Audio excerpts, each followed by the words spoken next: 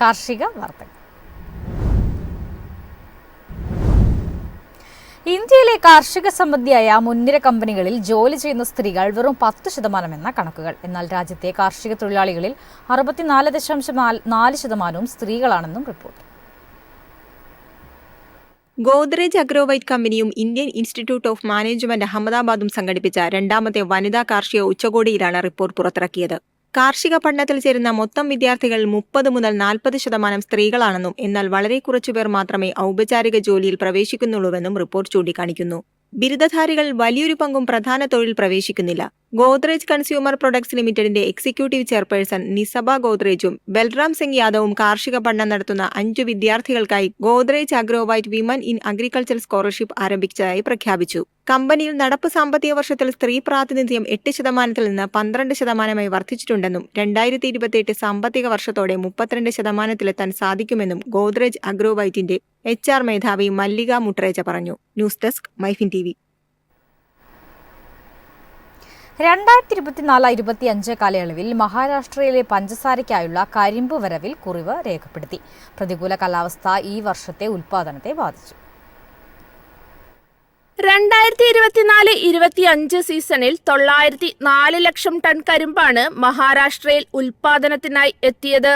എന്നാൽ മുൻ സീസണിൽ ഇത് 1076 ലക്ഷം ടൺ ആയിരുന്നു. മഴയുടെ കുറവ് കരിമ്പ് ഉൽപാദനത്തെ ബാധിച്ചു.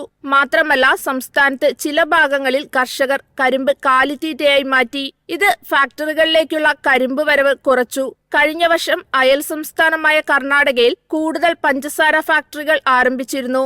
ഇത് കോലാപൂർ, സാംഗ്ലി തുടങ്ങിയ അതിർത്തി ജില്ലകളിൽ നിന്നുള്ള കരിമ്പ് കർണാടകയിലേക്ക് പോകുന്നതിന് കാരണമായി. 2024-25 സീസണിലാണ് കരിമ്പിൽ നിന്നും എത്തനോൾ ഉൽപാദനത്തിന് കേന്ദ്ര സർക്കാർ അനുമതി നൽകിയത്. ഏകദേശം 12 ലക്ഷം ടൺ കരിമ്പ് എത്തനോളിനായി ഉപയോഗിക്കപ്പെട്ടു. ഇതും പഞ്ചസാര ഉൽപാദനം കുറയാനിടയാക്കി. ഇന്ത്യയുടെ പഞ്ചസാര ഉൽപാദനത്തിന്റെ 1/3 മഹാരാഷ്ട്രയിൽ നിന്നാണ്. News desk Myfin TV. നാളികേര ഉൽപ്പന്നങ്ങളുടെ വിലയിൽ സർവ്വകാല റെക്കോർഡ്. ഉത്സവ സീസണിന് മുൻപ് വിളവെടുപ്പ് നടത്തുകയാണ് ചെറുകിട കർഷകർ. വാരാന്ത്യത്തിൽ നാളികേരോൽപ്പന്നങ്ങളുടെ വിലയിൽ സർവകാല റെക്കോർഡ്. അതിനാൽ ഈസ്റ്റർ വിഷു വരെ കാത്തിരിക്കാതെ വിളവെടുപ്പ് നടത്തുകയാണ് ചെറുകിട കർഷകർ. ഉത്തര കേരളത്തിലും പച്ചത്തേങ്ങ വില കുതിച്ചു കയറിയതാണ് ഉൽപാദകരെ മാറി ചിന്തിപ്പിക്കാൻ പ്രേരിപ്പിച്ചത്. വെളിച്ചെണ്ണ ഒരാഴ്ചക്കിടയിൽ ക്വിന്റലിന് 1200 രൂപ വർദ്ധിച്ചതും പച്ചത്തേങ്ങ സംഭരണം ശക്തമാക്കാൻ മില്ലുകാരെ പ്രേരിപ്പിച്ചു. കൊപ്ര റെക്കോർഡ് വിലയായ 16,400 രൂപയിലെത്തി. കൊപ്രയ്ക്ക് പ്രഖ്യാപിച്ച താങ്ങുവിലയായ 11,582 രൂപയേക്കാൾ 4,988 രൂപ ഉയർന്നാണ് വിപണനം നടക്കുന്നത്. പ്രതികൂല കാലാവസ്ഥ മൂലം ദക്ഷിണേന്ത്യൻ സംസ്ഥാനങ്ങൾ നാളികേര ഉൽപാദനത്തിൽ വൻ ഇടിവുണ്ടായി. കൊച്ചിയിൽ വെളിച്ചെണ്ണ റെക്കോർഡ് വിലയായ 24,800 രൂപയിലാണ്. News desk Myfin TV. രാജ്യത്ത് ഗോതമ്പ് സംഭരണം നേരത്തെ തുടങ്ങി. രാജസ്ഥാനിൽ ഗോതമ്പിന്റെ ഗുണനിലവാര മാനദണ്ഡങ്ങളിൽ ഇളവ് വരുത്തിയിട്ടുണ്ട്. രാജസ്ഥാനിലും മധ്യപ്രദേശിലും നിന്നാണ് പ്രധാനമായും ഗോതമ്പ് സംഭരിക്കുന്നത്. മധ്യപ്രദേശിൽ മാർച്ച് 15 ആരംഭിച്ച സംഭരണം ഏകദേശം 17,000 ടണ്ണായി.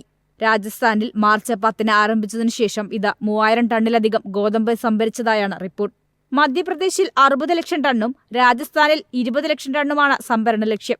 2 സംസ്ഥാന സർക്കാരുകളും ഗോതമ്പ് ക്വിന്റലിന് 2,425 രൂപയ്ക്ക് മുകളിൽ ബോണസ് നൽകുന്നുണ്ട്. സംഭരണ സീസൺ ഏപ്രിൽ 1 മുതലാണ് ആരംഭിക്കുന്നത്.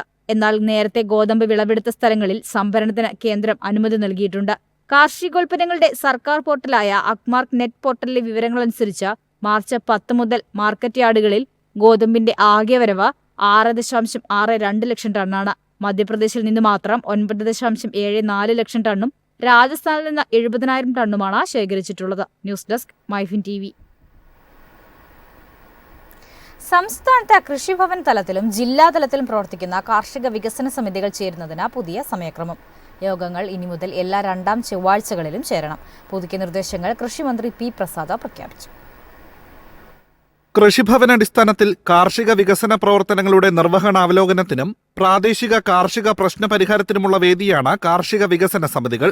ഏപ്രിൽ മുതൽ എല്ലാ രണ്ടാം ചൊവ്വാഴ്ചകളിലും സമിതികൾ ചേരണമെന്നാണ് കൃഷിമന്ത്രി പി പ്രസാദ് നിർദ്ദേശിച്ചിട്ടുള്ളത്. ജില്ലാതലത്തിലെ കാർഷിക വികസന സമിതികൾ 2 മാസത്തിലൊരിക്കൽ ചേരണമെന്നും അത് മാസത്തിലെ അവസാന ചൊവ്വാഴ്ചയായിരിക്കണമെന്നും മന്ത്രി നിർദ്ദേശിച്ചു. യോഗത്തിൽ തെരഞ്ഞെടുക്കപ്പെട്ട കർഷക പ്രതിനിധികളും ജനപ്രതിനിധികളും ബന്ധപ്പെട്ട കൃഷി ഉദ്യോഗസ്ഥരും കൃഷി അനുബന്ധ മേഖലയിലെ ഉദ്യോഗസ്ഥരുമാണ് അംഗങ്ങൾ. കാർഷിക വികസന സമിതി യോഗങ്ങൾ നിശ്ചിത സമയങ്ങളിൽ കൂടുന്നുവെന്ന് ഉറപ്പാക്കുന്നതിലൂടെ കാർഷിക മേഖലയിൽ കൂടുതൽ ജനകീയ പങ്കാളിത്തം ഉറപ്പാക്കാൻ സാധിക്കുമെന്നാണ് കരുതുന്നതെന്നും മന്ത്രി വ്യക്തമാക്കി. നടപ്പ് സാമ്പത്തിക വർഷത്തിൽ സംസ്ഥാനത്തെ 1076 കൃഷിഭവനുകളിലായി 5159 കാർഷിക വികസന സമിതി യോഗങ്ങൾ നടന്നിട്ടുള്ളതായും മന്ത്രി അറിയിച്ചു. യോഗങ്ങൾ വിലയിരുത്തുന്നതിനും കൃത്യമായ നടത്തിപ്പ് അവലോകനം ചെയ്യുന്നതിനും പ്രത്യേക സംവിധാനം എയിംസ് പോർട്ടലിൽ ഒരുക്കുമെന്നും മന്ത്രി പറഞ്ഞു. News desk Myfin TV. Tamil Nadu കാർഷിക ജലസേചന നവീകരണ പദ്ധതിക്ക് ദേശീയ അവാർഡ്. ജലവിഭവ വെല്ലുവിളികളെ നേരിടുന്നതിലും സുസ്ഥിര കാർഷിക വികസനം പ്രോത്സാഹിപ്പിക്കുന്നതിലും മികവ് പുലർത്തിയതിനാണ് അംഗീകാരം. ലോകബാങ്ക് സഹായത്തോടെ പ്രവർത്തിക്കുന്ന തമിഴ്നാട് കാർഷിക ജലസേചന പദ്ധതിക്കാണ് award. Central board of irrigation and പവറാണ് അവാർഡ് നൽകിയത്. സംയോജിത ജലവിഭവ മാനേജ്മെന്റിലെ മികവിനാണ് ദേശീയ അവാർഡ്. ജലക്ഷാമത്തെ നേരിടുന്നതിലും സുസ്ഥിര കാർഷിക വികസനം പ്രോത്സാഹിപ്പിക്കുന്നതിലും കാർഷിക രംഗത്തെ ആധുനികവൽക്കരണത്തിലും മികവ് പുലർത്തി. മേഖലയിലെ ഭാവി സംരംഭങ്ങൾക്ക് ഇത് മുതൽക്കൂട്ടാകും. News desk Myfin TV.